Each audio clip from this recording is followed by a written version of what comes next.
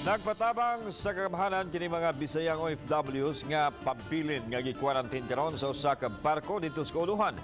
Panghinaot nilang maproseso na ang resulta sa ilang swab sample aron makapauli na sa ilang mga probinsya.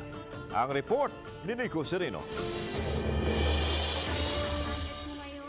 Problemado kaayo kini mga OFWs nga pabilin nga gi-quarantine sa usa ka barko didto sa Kaulohan. Niadtong Abril sila miabot sa nasod o gidiretso pag-isolate samtang gipanguhaan og swab sample. Apan reklamo nila, hangtod karon wa pa gyud mo gawas ang resulta, maong wa pa sila mahatagi og clearance nga makauli sa probinsya. Matud pa, nauna pa ang ubang mga uhing miabot, ingon man ang taga Luzon nga na-release na human nagnegatibo. Matud ni Charm nga gikan sa Hong Kong nga muuli unta paingon sa Cagayan de Oro, nagsigi na sila og follow-up sa ilang results sa Coast Guard ug sa Red Cross. Human na mi sa mga 14 days, human na mi rapid test, human na pud mi og swab test. Pero wala pa may result sa swab test. Supposedly po is 3 to 4 days gawas na among resulta. Kaso nag-11 and 12 days na mi, wala pa ni gawas among result. Sa maong barko, kapinsay sinta sila ka mga OFWs nga gi-quarantine nga paingon unta sa lain-laing lugar sa Visayas ug Mindanao. Ang uban, dispirado na kaayo sa sitwasyon. Sir, sobra na gid sa stress kaayo ang uban na gani.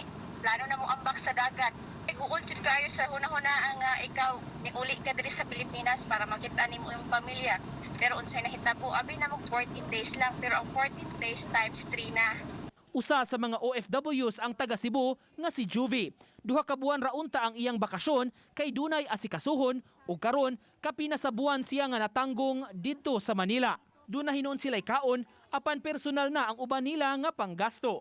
Nagplano nga manlayat na ginadiriota para matagad na lang iba kay dili man wala mong dili mo gud matagad ug kay pato nga dili maayo gani.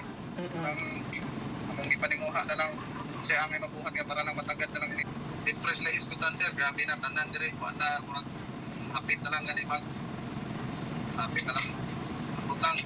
Among gipaabot ang suliran sa mga Bisayang OFWs sa buhatan sa Overseas Workers Welfare Administration (OWA) sa Region 7. Nagpaabot pa mi sa ilang feedback. Uban ni June Solon, Nico Sereno, Balitang Bisdak.